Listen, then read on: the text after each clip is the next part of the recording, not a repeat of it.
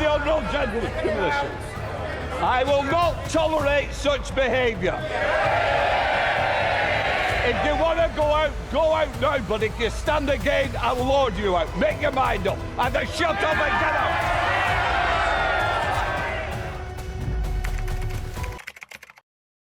The Prime Minister has found himself at the centre of an unexpected political storm, one involving King Charles and a meeting that has stunned Westminster.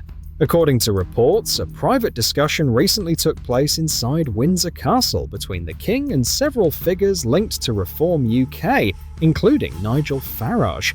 Palace officials have not confirmed the meeting, but sources familiar with the event describe it as more than a formality, a 2-hour exchange of views about Britain's political direction.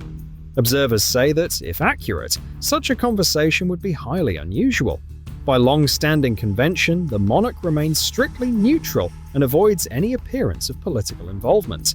The story gained attention after a Reform UK policy document surfaced, titled Restoring Britain's Democratic Foundation. It sharply criticises Parliament for what it calls an erosion of constitutional balance. Soon after, remarks attributed to the King began circulating. A brief comment suggesting that, quote, "Perhaps it is time for fresh thinking if the current path seems unsustainable." Those 12 words, if genuine, have triggered intense debate over whether the monarch had strayed too close to political territory. Downing Street has declined to comment, but inside Westminster, concern is said to be growing. The meeting at Windsor was meant to remain confidential. Royal protocol demands strict discretion. The Crown does not comment on politics and never reveals private discussions with political figures. Yet, within 48 hours, news of the encounter began to appear across Britain's major outlets: The Times, the BBC, The Guardian, and the Daily Mail. Someone had leaked the story. While Reform UK officials insisted they were not responsible and palace aides denied any involvement, speculation quickly turned toward Downing Street. Several Labour insiders, according to political reporters, believed that revealing the meeting would embarrass the palace and underline the importance of government neutrality. However, the leak had the opposite effect. Witnesses inside Number 10 described Prime Minister Keir Starmer as visibly furious when he learned of the reports. According to accounts later shared by several cabinet members, he paced the room, raised his voice, and slammed documents against the table in frustration. One source claims the Prime Minister declared that if the monarchy chose to involve itself in politics, then Parliament would have to remind the Crown where power truly lies. Others present say his remarks went even further, that he referred to Britain's centuries-old constitutional customs as outdated and in need of reform. Downing Street has neither confirmed nor denied these accounts. But for many inside Westminster, the very suggestion that the Prime Minister had challenged the monarchy directly marked a moment of extraordinary tension in modern British history. Within hours of the reports emerging, the story had spread across every major platform, from newspapers to social media feeds. Hashtags defending the monarchy began trending across X, TikTok, and Facebook, while opposing voices accused the government of overreach. The online debate quickly turned into a nationwide argument about tradition, power, and respect for the Crown. Memes portraying the Prime Minister in historical or satirical contexts flooded the internet. Supporters of Reform UK compared the controversy to the constitutional clashes of earlier centuries, while critics accused the opposition of exploiting the story for political gain. Among the most viral moments came from ordinary citizens. A short video posted by a retired teacher from Liverpool expressing shock that a Labour leader could, in her words, speak so harshly about the monarchy, reached more than 2 million views in a single day. According to polling data released by YouGov soon after, 73% of respondents said the Prime Minister had gone too far in his remarks. Labour's approval rating reportedly dropped from 42% to 28%, with the sharpest declines recorded in long-time party strongholds across northern England. Analysts described it as one of the most rapid opinion shifts in recent political memory, a moment when online sentiment appeared to translate directly into measurable political fallout. Inside Labour headquarters, the fallout was immediate. What began as quiet unease among party members quickly evolved into open dissent. Several MPs began coordinating through private messaging groups, initially set up for damage control, which soon turned into what one insider described as a virtual war room.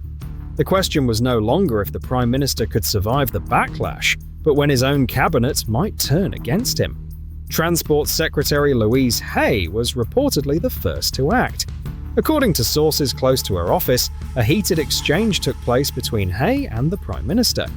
Hours later, she resigned, stating she could no longer support a leader who, in her words, showed contempt for the constitutional monarchy, and for millions of Britons who cherish it, 2 junior ministers followed soon after. Each resignation deepened the sense of crisis inside Number 10. Chancellor Rachel Reeves, normally one of Starmer's most loyal allies, declined to appear in scheduled media interviews and avoided public comment entirely. Political analysts interpreted her silence as a signal of strategic distance and possible preparation for a leadership bid. Deputy Leader Angela Rayner, meanwhile, was said to be calmly working the corridors of power, speaking privately with MPs and reassuring them that stability would return. Within Westminster, the mood shifted. Rayner was no longer seen as the Prime Minister's deputy, but as his potential successor. Longtime Labour MP Diane Abbott captured the sentiment bluntly, telling reporters, "In 40 years, I've never seen a party leader self-destruct like this." By the end of the week, the cabinet appeared fractured, the party divided, and the Prime Minister increasingly isolated inside Downing Street. While Labour struggled with resignations and internal divisions, Reform UK moved swiftly to fill the political void. Nigel Farage, long regarded as one of Britain's most polarising figures, appeared publicly before rows of Union Jacks. His message was measured but deliberate. While others question our traditions, he said, we will defend them. Commentators described his tone as unusually restrained. No personal attacks, no raised voice, just a calm defense of monarchy and heritage. In contrast to the turmoil surrounding Downing Street, Farage's composure projected an image of steadiness that resonated across parts of the electorate. Within days, Reform UK's membership reportedly surged by more than 400%, with small donor contributions flooding into party accounts. Polling suggested a dramatic shift. The Conservatives held steady near 32%, Labour fell to 26%, and Reform UK climbed to 24%, placing Britain on course for an unprecedented three-way race. Political analysts warned that the upheaval reflected something deeper than a week of bad headlines. It signalled a broader crisis of confidence, not only in the government, but in the institutions that have defined British politics for centuries. Through it all, the palace remained silent. King Charles issued no statement, offered no interview, and made no public appearance related to the controversy. Yet that silence, experts say, may have been his most powerful move of all. As Britain absorbed the political shock, the King's silence became the story itself. Each passing day without comment drew sharper contrast between the palace and Downing Street. Analysts at Oxford and King's College described the monarch's restraint as a masterclass in constitutional discipline. By remaining above the argument, Charles appeared calm, composed, and dignified, qualities that critics said the government was rapidly losing. Inside the palace, aides reportedly spoke of disappointment and personal hurt, but none broke protocol to reveal the king's feelings. The crown, outwardly at least, projected unity and strength. Abroad, the reactions were immediate. In Canada, Prime Minister Justin Trudeau praised constitutional monarchy as a cornerstone of democratic stability, a comment widely read as a diplomatic rebuke. In Australia, opposition leader Peter Dutton called the Prime Minister's remarks disgraceful. Even in the United States, network anchors replayed the footage from Westminster, describing it as one of Britain's most extraordinary political crises in decades. Back home, the fallout spread beyond party politics.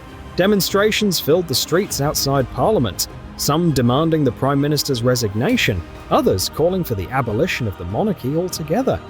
The nation was no longer simply divided, it was fractured. Inside Westminster, MPs whispered about emergency meetings and possible leadership challenges. Names of potential successors, Angela Rayner, Rachel Reeves, Yvette Cooper, circulated through message threads once meant for routine coordination. What had begun as a dispute over words had become a full-scale question of power, and through it all, one question echoed louder than the rest. When a Prime Minister stands against his king, who truly governs Britain?